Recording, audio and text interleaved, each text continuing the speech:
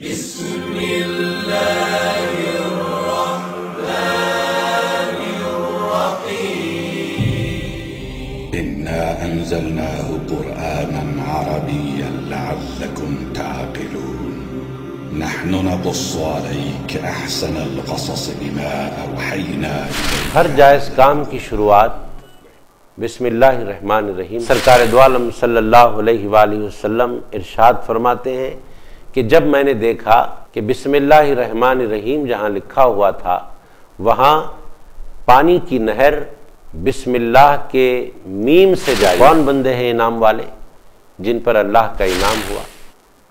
الذین یؤمنون بالغیب، وہ لوگ جو غیب پر ایمان، جبریل کو پتہ نہیں الف لام میم کیا ہے، تو اب قاریان قرآن کو کیا پتہ ہوگا؟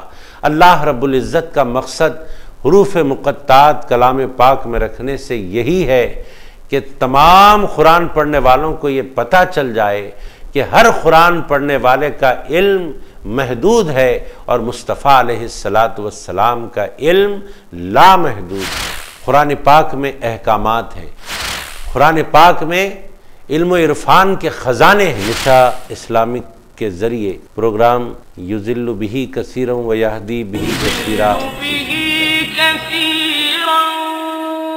تفسیر القرآن الکریم دیکھیے روزانہ صرف نشا اسلامک پر۔